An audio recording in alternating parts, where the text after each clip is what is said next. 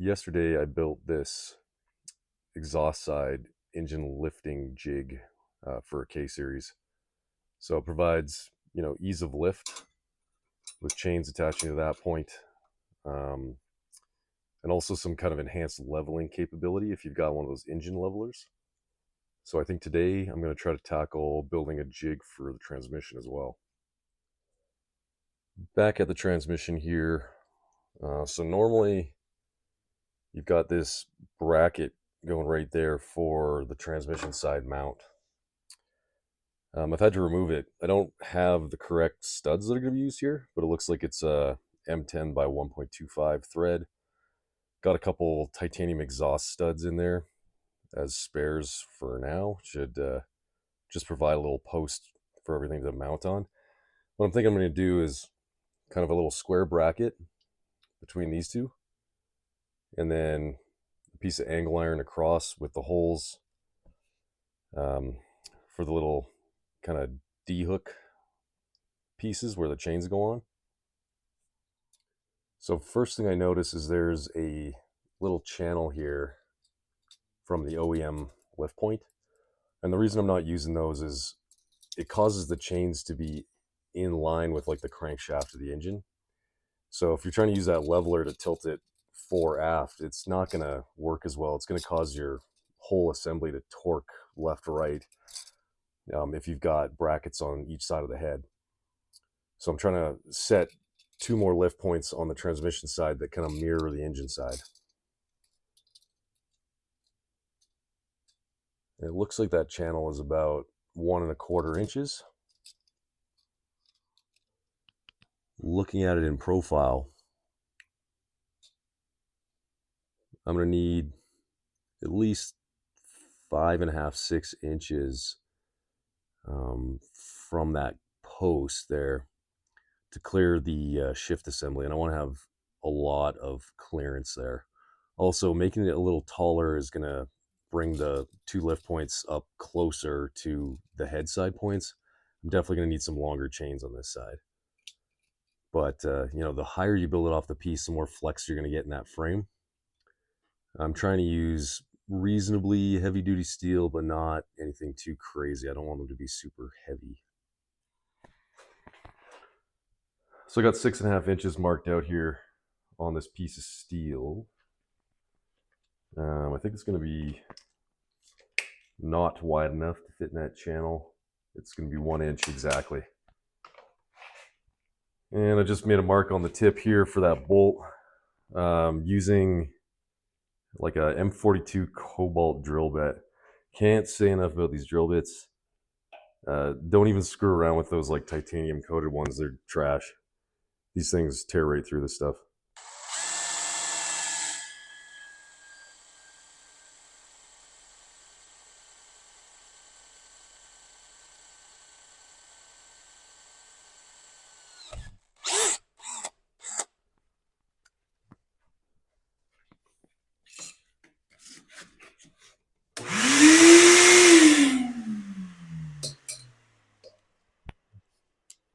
And not even lubricating the piece, like it just rips right through it.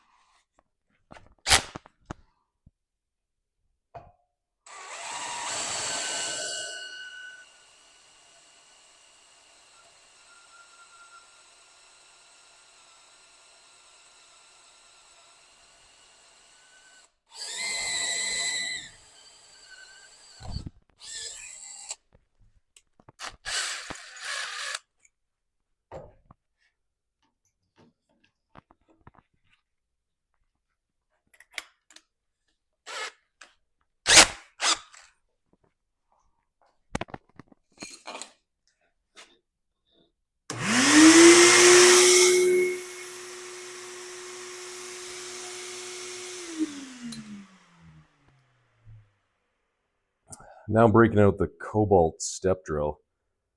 One thing about cobalt, you can see missing the tip on this guy. It's very brittle. So what you gain in the hardness and durability, you lose on brittleness. This one I just dropped from like, I don't know, 12 inches onto my workbench, and that was enough to snap the tip off. So for that reason, I gotta drill out to 6mm before I can use this thing.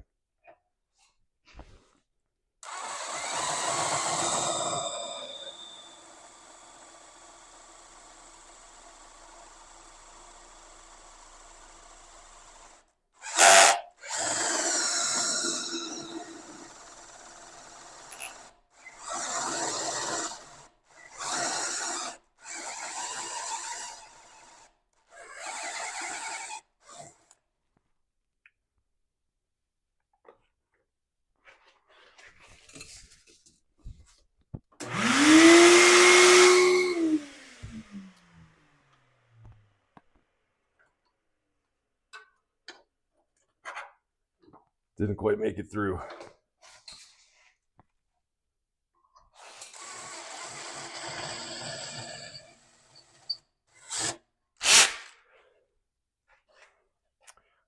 To clean up and deburr the hole, I got this little carbide cone and deburr tool.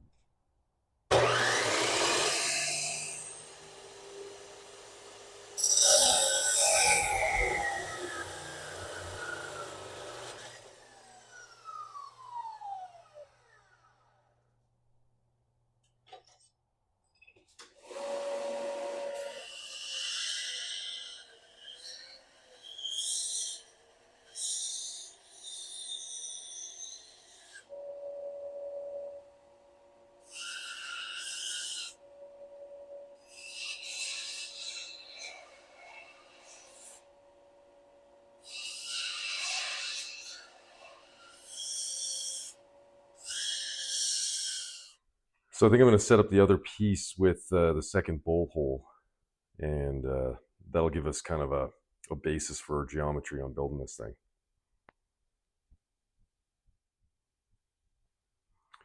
There we go. A little practice made it better on the second go. So that worked out pretty good. Everything's kind of lining up where it needs to be. I think just cut that long piece, and then I'll probably mount it all back up, mark how long the kind of brace piece from across the tops will be where that square is, and then we'll go from there.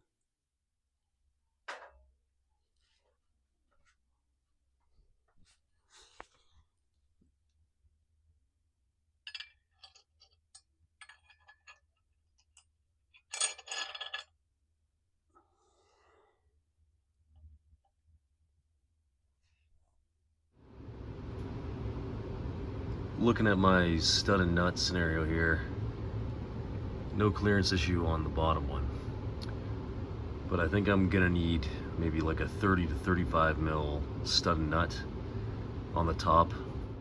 If I do want to commit to being able to drop this thing in, the stud might be captured. That top bracket is really making it tight in there. Got the cross beam cut, drilled, and tacked up here.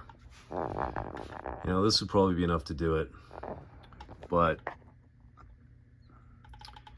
might consider doing like a little bit of a brace here to here. Seems like it wouldn't interact with much. Give it a little bit more strength and stability.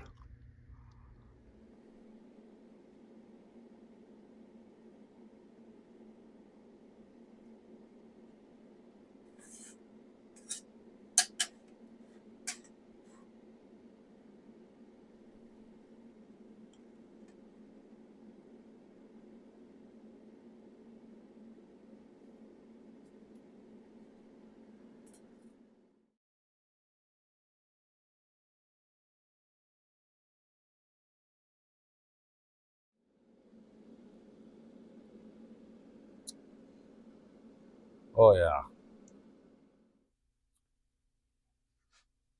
Well, there she be. Not going to interact with anything if it shifts a bit.